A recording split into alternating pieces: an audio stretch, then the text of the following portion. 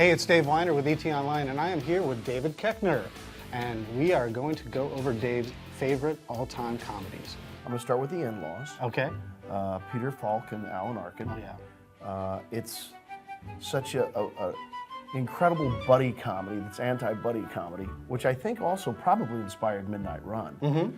But it's just so well played, and it's so chaotic, and you're never ahead of it. And, you know, there are catchphrases from that people still talk about. Serpentine. Serpentine. I can't take it. Are you serious? I can't stay here. Okay, but remember, Serpentine. Absolutely. What a guy. And the way they both have their own style, and Peter Falk just keeps pulling him in. Well, that's interesting. I haven't thought of that.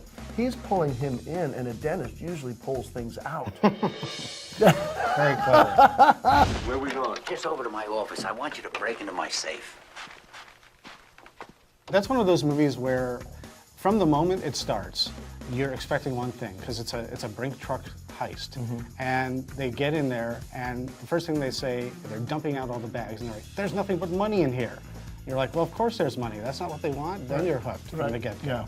All of the Abbott and Costello movies. So that's my category, and I know it's supposed to be the one, but I'm going to condense them all into it's all of the Abbott and Costello meet X, which is the Mummy, the Werewolf, Dracula, Frankenstein, Dr. Jekyll and Mr. Hyde. Dr. Jekyll and Mr. Hyde. One of my fondest memories with my dad was sitting at home Saturday afternoons watching Abbott and Costello movies. They had their own chaos, and these guys kept alive the vaudevillian prattle and chatter between each other, and they were such distinct characters. You don't see that anymore. Come on, will you? We can catch the mustard. Give me a hand. Come on. It never ceases to make me laugh to hear Lou Costello go,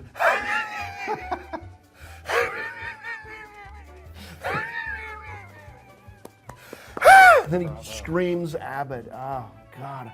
I loved it. I just love when Costello would look at Frankenstein and say, Junior, oh, Junior.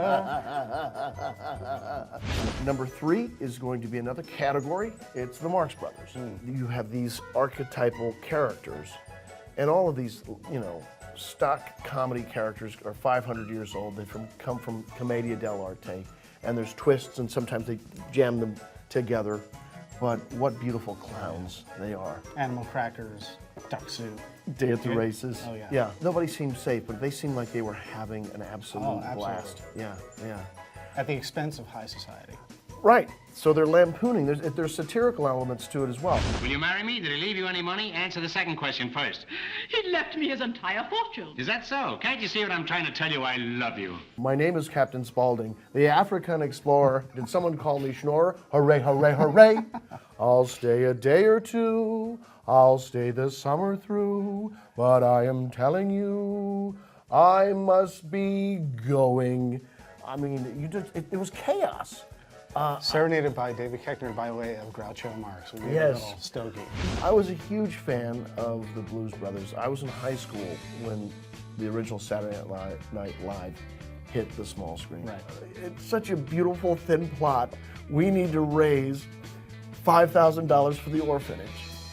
Because they're on a mission from God. I think that adds the best element to it. It gives the blessing, right? Absolutely. And that's also, if you think about it, it's an SNL skit that wasn't even a skit. Right. It was a performance that was a straightforward performance. They just played, we're going to play some blues for people as the Blues Brothers. Right. But they never talked, they just performed. And then they made an entire movie out of this. And it goes so over the top by the third act. But I was touring, and I was on a tour bus, and it came on, and I was just laughing. Oh, yeah.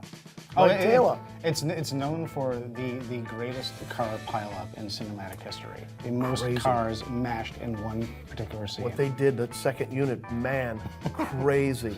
And I don't know if anyone got hurt. I hope they never did, but my God. That movie for me was a gateway to phenomenal music. I mean, I knew some blues, but I was young. Right. I was 12 years old when this came out in 1980, right? 80. For me, it was that performance of Minnie the Moocher. Oh, yeah. The dancing, when Respect comes on. Think comes on. Yes. Absolutely great. Yeah. Monty Python and the Holy Grail is my personal favorite comedy of all time. Great choice. That inspired me more than any other film, comedy-wise, because it was so smart. It just blew my mind that it could be so smart, so specific, historically accurate, and lampooning at the same time, but also gives you interest to read further into history. And I was a history buff anyway. Well, on second thoughts, let's not go to Camelot. It is a silly place.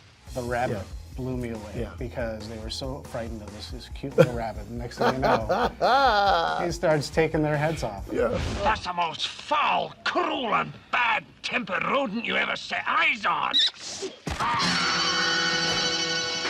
Others that didn't maybe make the top 5. Yeah, we could but do certainly- honorable mentions. Yeah, the airplane movies. Those are, to me, they still hold up, and they're delicious. All Bill Murray movies. I'm a huge Bill Murray fan. Caddyshack. Caddyshack. Stripes. Meatballs. Meatballs. Yeah, all of those. There's one film we forgot to mention. Okay. In terms of honorable mentions. All right. Anchorman. Anchorman. It's a great film, apparently.